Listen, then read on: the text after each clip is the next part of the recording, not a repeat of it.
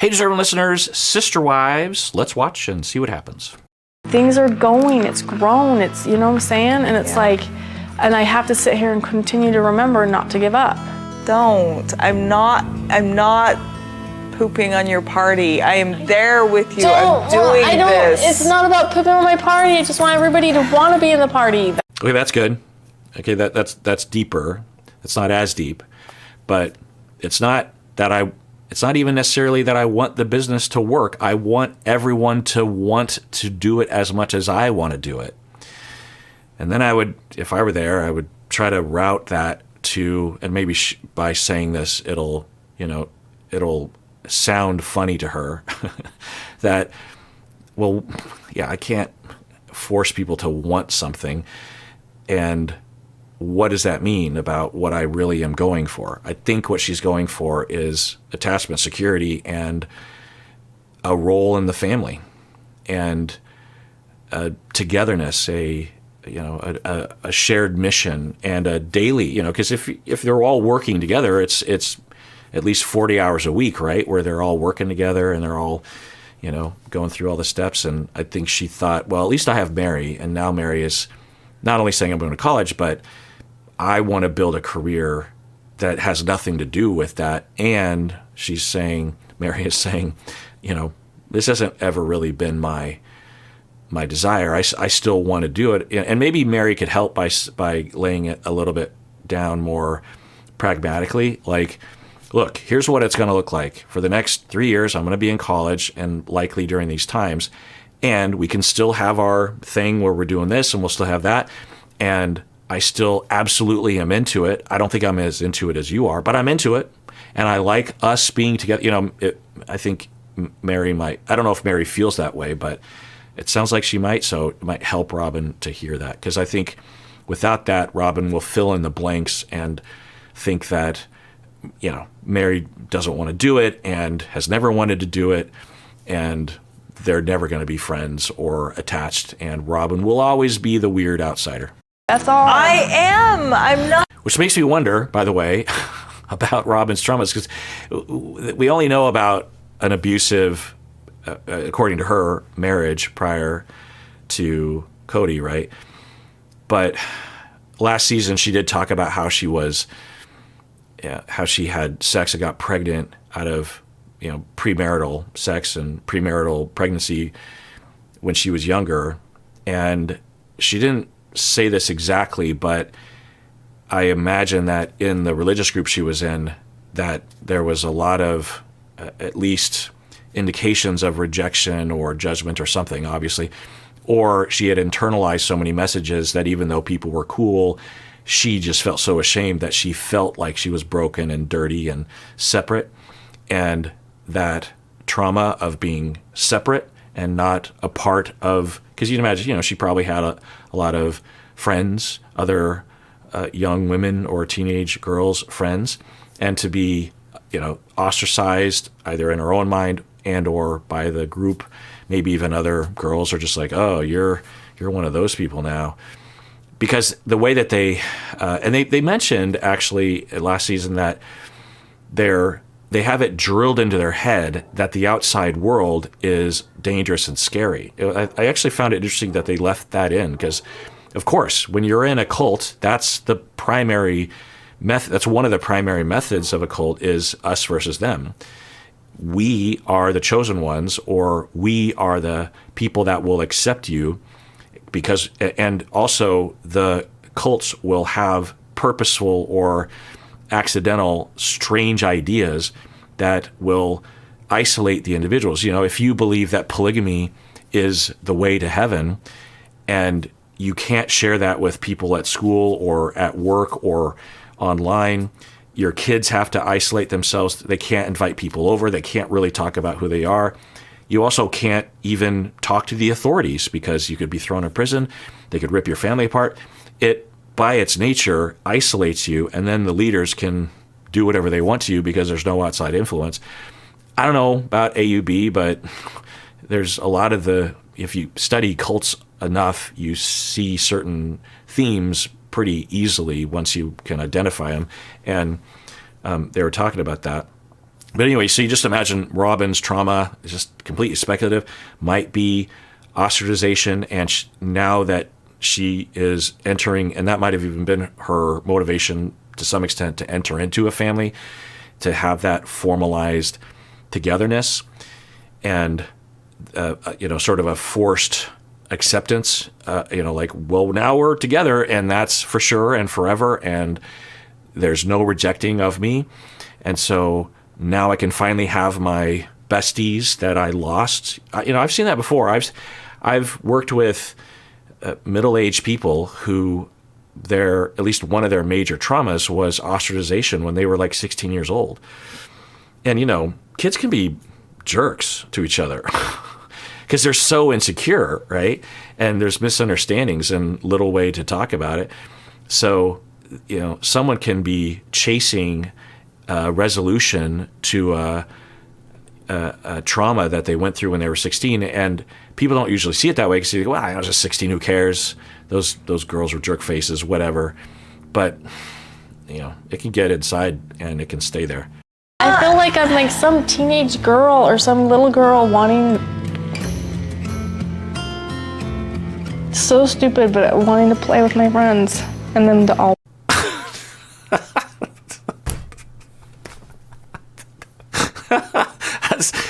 Sometimes, every once in a while, that happens, and I'm like, what? I even stopped it just before I don't even need to say, right? That was amazing. Want to play the same game. I just don't want to lose that. I just don't want to lose you. That's all. It's just that's it. You're not. Okay. Mary's being great, but the way that Mary communicates is few words, which I think helps her in some ways and hinders her in others. If I were there, because as a therapist, I've had these kinds of sessions, and I would encourage Mary to say more, because although she's being great and at least giving me, the outsider, a lot of reassurance that she is not saying, I don't want to be friends with you anymore, Robyn. Robyn would have a lot of questions, particularly given her trauma that I'm still speculative about, but the fact, anyway.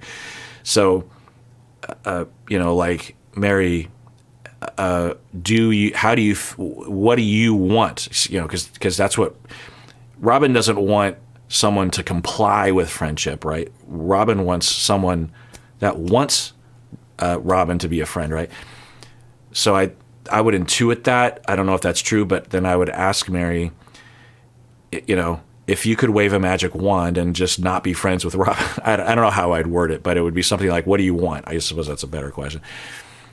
How do you want inside of your soul, independent of what Robyn wants, what do you want for you and Robyn? What kind of relationship do you want? I'm guessing that Mary would say, I want to be close. I want to be closer. I want to depend on each other. I want to be there for her. And I like that. I'm going to take a guess and say that Mary would say that, and that that would solve the problem for Robyn. that child that she feels would be reassured instead of having that question mark. You better believe me. It was just such a shock to her. And I don't know if I was able to get across how important college is to me. Okay. Yeah, it's another thing I hadn't thought of, that it's not just that part, but it also, look, this is so important to me. This isn't just a small thing, I wouldn't be threatening our business relationship if this wasn't so important to me. This goes back to before I even knew Cody. I've been putting this off, and now that my kid is moving out, I finally have the ability to do what I always wanted to do. And I don't know how things are going to go, but this is for me, and so I hope you can understand that. Just need to figure something out. That's why I'm telling you. We just need to figure something different out. I agree. I don't even know what to say. She was the one person that I felt like I had 100%. Right. That further confirms that bond that they do have outside of the rest of the relationships. So, yeah. And then they run the risk of misunderstanding each other. You know, if Robyn walks away at least with a portion of her believing that Mary doesn't really care about Robyn as a friend or a person, then Robyn will start to clam up or get defensive or resentful or something, and then, you know, the divide will begin. And it creates this self-fulfilling prophecy for Mary as well. So that's why it's so critical that people know their feelings and communicate them and understand the bigger picture. Because what I see are two people that really want to be close and they really depend on each other. They need each other.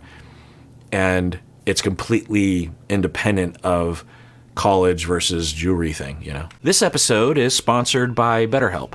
So it's time for Halloween, trick-or-treating and candy and spooky movies. Maybe a time for us to reflect on our fears. And, you know, Halloween is supposed to be fun, but when we think about our fears, we can be afraid of all sorts of things, right? Like Freddy Krueger and that monster in the closet. But in my world, I talk with clients about fears that are more down to earth, like being afraid of failure or social anxiety or being terrified of abandonment. Of course, therapy is a wonderful place to explore these sorts of fears. A therapist can help us to face them, identify them, help us to dismantle them, to recover from them, to help us live without the constant or occasional feelings of being under threat. Well, one place you can find a therapist is at BetterHelp. If you're thinking of starting therapy, it's definitely worth giving a try. So overcome your fears with BetterHelp. Visit BetterHelp.com/Kirk today to get 10% off your first month. That's BetterHelp, HELP.com/Kirk. I mean, like, we really have to get, like, serious in order to pitch to these investors, to dream bigger than what we've been doing so that Another factor, and this is just complete speculation or me wondering, is I don't know the progression for Robyn regarding financial security before divorcing and after. For, you know, it's not an, if she, it sounds like she was abused, and I'll take her word for it. I don't know the extent or what areas of abuse were happening, but I'll just use this as a jumping off point. It's not unusual for someone to be abused and be abused in a lot of arenas, including in finances. And her husband might have prevented her from earning her own living, from having her own power in that way, for obvious reasons if you're abusive. And that kept her down, limited her, gave her, you know, low self-esteem. Then once she gets, and as she starts contemplating divorce, as a lot of people will do when they're victimized in that way, will delay divorce and continue to incur the abuse because practically they see into the future and they don't see a way to function and to put food on the table for their kids. So it is, you know, it becomes a thing to them, right? And so after divorce, there could be further problems with legal and court battles and, you know, support and all that kind of stuff. So I don't know, but it's possible that Robyn went through some version of that, and one, has a deep need for financial security, but two, was prevented from developing any sort of skills or work experience to make money and feel confident in how to make money, right?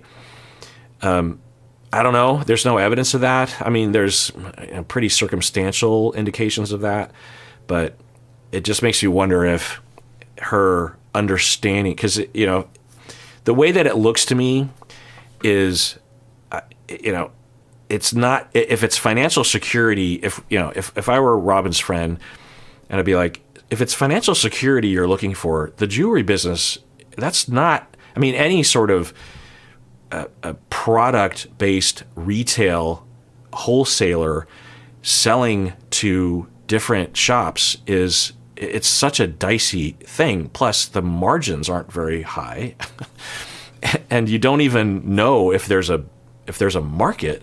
Plus, like, and maybe they looked into this, but there's competition with online sales. This is before it became a huge thing, but maybe it's a genius move, because with online sales from people that are watching the show, I don't know. Point is that wouldn't be the thing that I would recommend. I'd recommend something more sure, not self-employment is the thing.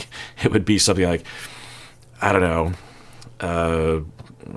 what maybe work for the church, or I don't know, something that is more sure. But so anyway, that statement, it seems like there's a lot of worries and needs that are woven into her business that she might not be conscious of, and is driving the emotional side, and maybe even aggravating her to such an extent that she would be aggravating as a business partner to others, because she's like, because if it was just something they did on the side, I think she'd be more relaxed. But there might be a lot of needs that she's not aware of, but consciously she feels the business is so important, but she doesn't know the underlying needs and think, well, maybe there's other ways to meet those needs.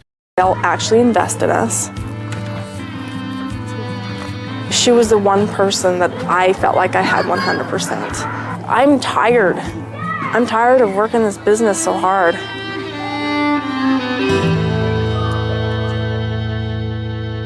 Yeah, it looks like there's something else going on there, and it would not surprise me if Robyn doesn't know what emotionally is going on for her, because it's given all the footage we've seen, which is just little bits and pieces. It doesn't surprise me that after a while Robyn was mostly on her own with this, because it was her idea. She seemed to have the most energy. She seemed to have the most rigid vision of what the business would look like, and the others have other things, So it just makes you wonder if she's completely out of touch with what is driving that need to make them all involved in this business. Supportive of me wanting to go to college.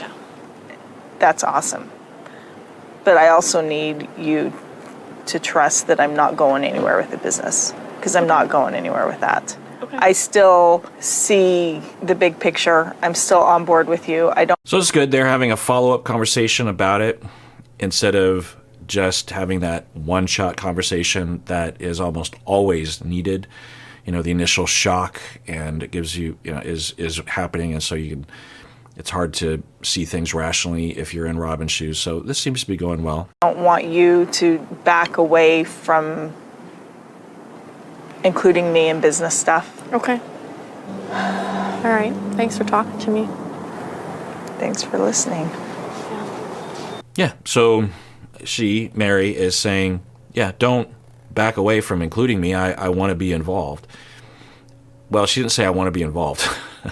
I don't know if she wants to be involved. If she wants to be involved, I think that would be good for her to say, because I think that's a big thing to Robyn. I think it's a combination for Robyn of the practicality of Robyn's help, but also the emotional togetherness part of it, which I don't know if it's advisable for Robyn to bark up that tree. There's other ways to get togetherness. I understand. I really, really do understand her desire to do something for, to go back to school. I really understand that. And I'm trying really hard to wrap my brain around why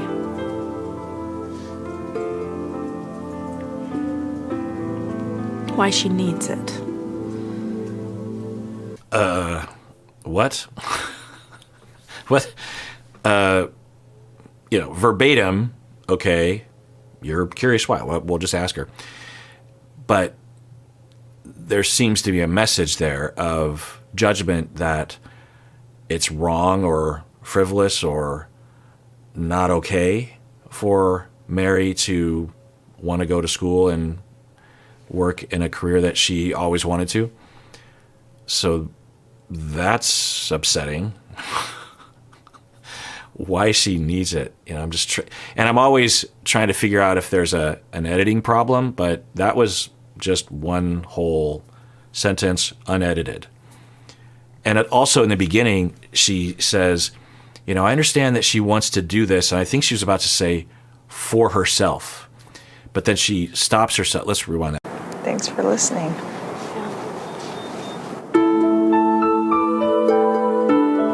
I understand. I really, really do understand her desire to do something for, to go back to school. You see that? I mean, I don't know, but it definitely seemed like she was about to say for herself. I ended on a weird frame there. Really understand. She says, I really understand that she wanted to do something for herself, but then stops because I think she doesn't want to accept that, or knows that to say what she was about to say later, it would not come across well if she's like, yeah, I understand that she wants to do something for herself, but I don't understand why she wants to do something for herself, So she pulls back, and, in the middle of that sentence, she says, to go back to school. But I just don't understand why. Listen. Understand that. And I'm trying really hard to wrap my brain around why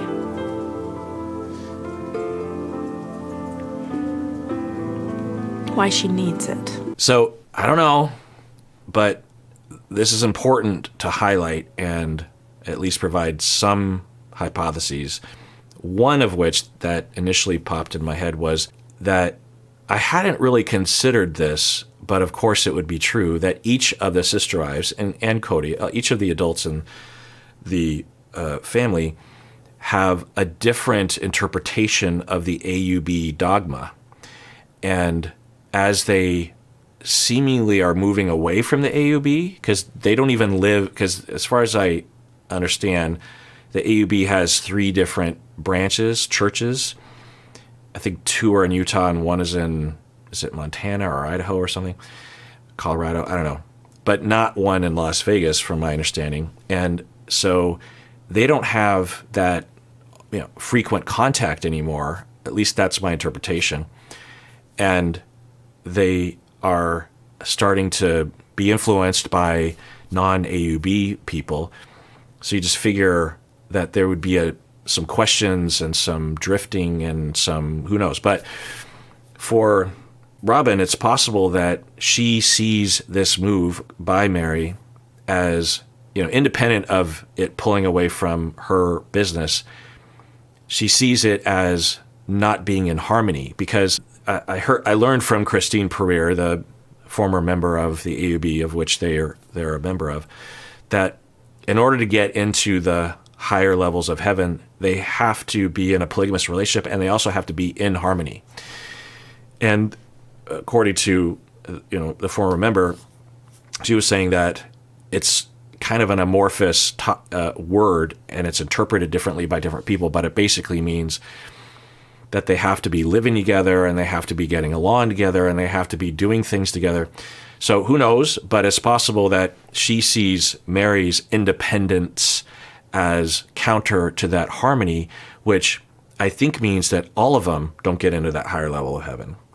And I know this is complete speculation, but this is the intensity of their dogma and their belief system. It's not just a distant rule, like the way that some Christians will have premarital sex and they're like, yeah, I know it's a sin, I know it's not supposed to, but I don't know. I just feel like God's okay with it. I don't think they live that way. I think there are rules and you follow them or else, you know what I mean? And that's not typically the way that these small religious intense groups are like. So who knows? It's just an hypothesis. Another one is that Robyn, is a controlling, judgmental, self-centered person. That is, she wants everyone to do what she wants to do, which is the jewelry business. And because Mary wants to do something that even slightly, because they're in the beginning, Mary has yet to go to college. So no one knows practically what that means regarding how much Mary can be involved, right? And Mary has stated, I'm still involved. I'm just telling you that I'm going to college. It just means I'm not available 24/7. And the way that Robyn is interpreting it is like, well, there's something wrong. I just don't understand why she wants to do that. You know, that's a different tone. It's one thing to be hurt. It's one thing to be like, oh, like what she was saying earlier. It's like, I just wish that everyone wanted to do this with me. It's another thing to say, I'm just really struggling. And she really had to struggle with that last part of that sentence. I think there was a part of her that was like, do I say this? Or I want to say an even harsher version of this, but this is my nicer version. I just don't understand why she wants to. Because she wants to, and she's an independent person, and she's always wanted to for 20 years, and it's never been her dream to have a jewelry business. Okay, well, let's adjourn there. Tune in next time when I continue watching, and everyone out there, please take care of yourself, take care of others, because we all deserve it. We really, really do.